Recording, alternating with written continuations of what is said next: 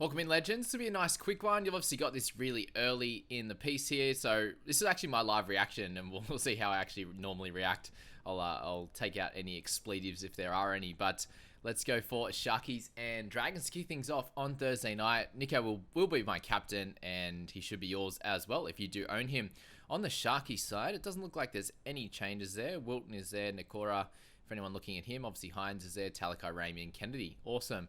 Let's look at the Dragon side. And Toby Rudolph in the reserves as well. That's cool. Good to see. Okay, let's look at the Dragons. As I said, Sloane's there. Sullivan Hunt. Little is there. Blake Laurie is there. Ben Murdoch, Masilla, and Jaden Sewer. So Jack Bird's out again. Oh my god. Wow. And Sully. Okay, so Sully. Tautau Mulga's back. Mulga's back. Wow. Okay.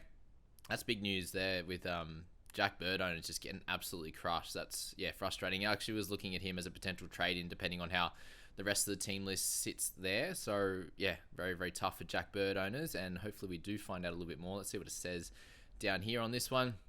Ben Maxilla comes to the bench. Jack Bird is out. Nothing further said there, unfortunately. So, that's that. They have a Ryan Couchman as well. So, Toby's on the bench this week, okay?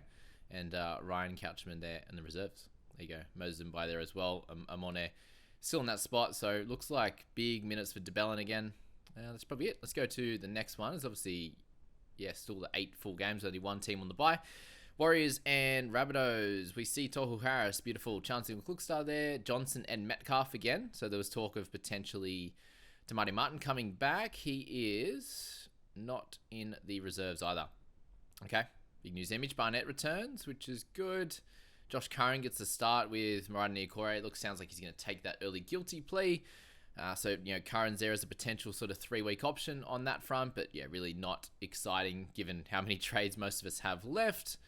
Not too much else on the Warriors side. Obviously, Tohu Harris is a hit and see at the moment. Adam Finley-Blake's really good, but very expensive. Johnson, obviously, very close to one of those must-have halves at the moment, with all their other halves basically being in Origin or having a bye in Adam Reynolds' case there. Also mentioned, someone in the comments said about Adam Reynolds, and I mentioned he's probably not a keeper. What I mean by that is it's just probably like 7 or 8 halves I'd probably have before him. His price is obviously low, but a buy in round 19, another buy later in the year is just not really super exciting on that front. For the Bunnies, Richie Kenner keeps his spot there. Isaiah Tass, Johnson, Graham. Yep, Taff's there. Good. I need him likely this week, depending on how the rest of the teams go. Damien Cook is there. Silva Havili, beautiful. Mamazelis in the reserve. So, hopefully Cookie's good for an 80-minute performance this week. I'd imagine he is. Michael Cheekham in the start there instead of Jacob Host. So, where is Hosty? He's just completely gone. So is Jed Cartwright. So, anyone who brought in Jed Cartwright this week, he's looks like it was a one-hit wonder, unfortunately. Cheekham gets his spot, so I'm not sure what the go is there. Obviously, they didn't win on the weekend, and Cheekham's been very, very serviceable for him. Shaq Mitchell, Davin Wiley, Thomas Burgess, Silva Havili really just provides a really good bench, and that's going to be a cracking game. I would love to watch it. I'm actually going to be on the flight to Brisbane at that point there, so that's unfortunate. But Storm and Panthers are there. And Nick Meaney is still in that spot. Tarek Sims gets the start. Nelson in the back row. I don't care for Trent in my fantasy team anymore. I do like him as a guy. He helped me at the start, but we're not happy with his scores of recent times, so he's going to be outskis. But he's named. Welch is in there. Who are they missing? Oh, so it's because of Tui Kamakamika, right? He's back on the bench. Penne is out there as well. Munster's back in, which is good. And for the Panthers, their 5 Origin guys have returned, which means Hosking goes back to the reserves again. Sorensen keeps his spot in the back row. Martin is starting there. And then in the interchange, Jamin Salmon keeps his spot. He probably deserves it. He's been playing really, really well. That's probably it there. Like, guys of option, obviously in the centre position, Isaac Tungo. We'll find out, obviously, in a sec how the rest of the teams have gone. Raiders and Titans, a couple of these teams I'm interested in for sure. Tanner Boyd Foreign, nothing too much changes there. Verrills, Tino is back.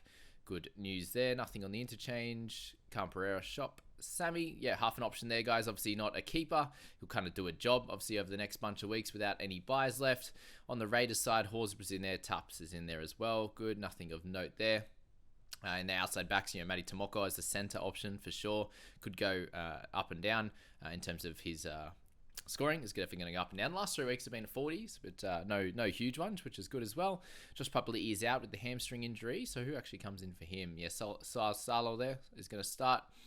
That's probably it. Cool, on to the next. Cowboys, boys. Robson has been named. There's a little bit of talk of him having a bit of a hamstring issue, so we will find out a little bit more, obviously, on that as we go along. But, yeah, their bench is pretty well the same as last week. And Nanae is in there. Lucy Leilua obviously scoring well, but, buying round 19 really just puts most of the Cowboys off in terms of buys. We still don't have Kyle Felt in this squad, so he would be in the reserves, I'd imagine. Yep, Jason Tamalolo named in the reserves. Sound like he was going to be out for 2 to 4 weeks, so anyway, that's an interesting one there for sure. Yeah, that's probably it on the Cowboys side. Really not much of note. Yeah, some hamstring tightness it was for Robson, so yeah, we'll find out a little bit more obviously later in the week, but yeah, we'll see how the rest of the team lists go as to if I'm going to be trading him out or not. For the Tigers, Buller is there, Stafford Toa back into the centres, Brent Naden is there, no Tommy Talau, who is sitting in the reserves, not that anyone needs him anymore. Sean Bloor, obviously a cheaper edge option for the next bunch of weeks, and he's going to make a bit of cash, and he's scoring really well, so it's going to be a really nice battle with him up against Jeremiah Nanai for sure. On the weekend, Isaiah Papali'i will be up against Lucy Leilua. Dane Laurie's been named at the 6th jersey with Wakeham there, so yeah, not really any interest there on that young man there, Dane Laurie, but good to see him getting another crack in the start. All right, where's my news? Connolly on the bench. Okay, nothing changes. So it sounds like he'll be fine in terms of the reserves. Harrison Graham, Braden McGrady is out. Wow, that's a one-hit wonder. Wow, Tessie knew this, gave him 1 week. So Val Tafare is in the start again, which is good news for owners of him. And we still don't see Branko Lee. So it might be safe to say that, even with Branko not on the reserves either, there's a great chance that he misses the game next week. And really, the huge thing there is the fact that Val actually played really well on the weekend. So defensively, didn't miss a tackle, did score a nice try there as well. So I think they actually really like that side of Tafari and Asako. Asako, a really good defender as well, obviously really quick. So he's having the year of the ages. So if he has Val on his inside, taking up a little bit of pressure as well, being such a big body, I think that really helps him be able to go out there and do great things there. So he might actually keep his spot, and it could potentially be an option for those that need a wing fullback or a centre. It was probably the better option for me last week, but now that we know in hindsight that he's going to be named this week, and likely that the Branko Lee isn't back for next week either. Cody Nikorima out of the halves. I say Katoa keeps his spot, and Nikorima is going to be that bench guy that comes in and potentially plays the middle, or Katoa comes back and maybe Jeremy Marshall-King doesn't play the full 80. But the rest of the squad stays exactly the same. Herman, SASA in the start there. For the Broncos, Jordan Ricky and Flegler, both of their leg injuries are out. So we do see a couple of guys come in. We do see Xavier Willison, who's obviously a cheap fella. Brennan Piakura as well.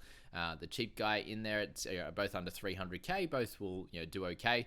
I wouldn't be moving heaven and earth to get any of these guys, but Piakura looks like he's got this spot on lock now for the next couple of months. So if you don't need a round 19 guy, he could definitely do a job for you. Reece Walsh has been named. He's going to judiciary, so once we find out what's going on with him, we'll let you know for sure. Herbie Farnworth, obviously one of the gun centres, and probably close to the most expensive centre at the moment. So that's big news there if you want him. And we'll move to the last couple of games. So Bulldogs Knights. Wow, Khaled Rajab is in the 6th jersey. And where is our man? Carlo Apu gone. Wow. He's not even in the reserves, is he? Wow, okay. Rain Fatala Mariner back in the reserves. That's good for him. Chris Patolo is out. Gerald Skelton out. Oluwapu out as well. So maybe he did cop a bit of an injury. There's a little bit of talk around that, which is not good for him. In terms of the forwards, Curtis Moran keeps a spot in number 13. Harrison Edwards in there at 14. Yeah, Rajab. This is very interesting news, isn't it? Maybe... Wow, Curtis Moran. Is he mid? I think he is, isn't he? Yeah, really the outside backs there. Alamotti keeps his spot. Carraz is there. Obviously, he's a half an option as well, if anyone looking at him or has half an interest for sure. But yeah, not sure on the Bulldogs front what to make of this. Can the Knights win this game? Could this be the game that Dogs actually have a good crack and win? Tavita Pangai in the start. Maxi King back in the start, which is good. But yeah, have a look at Curtis Moran, obviously, with... but Raven Fatala Mariners coming back. They've got Sutton. I think Curtis Moran is ahead of maybe Sutton and Pele and Torpene at the moment. So yeah, something to look out for sure on the... oh my god, what? Gagai's out. Wow, what do they say on Gags? Gagai's out replacing the centers.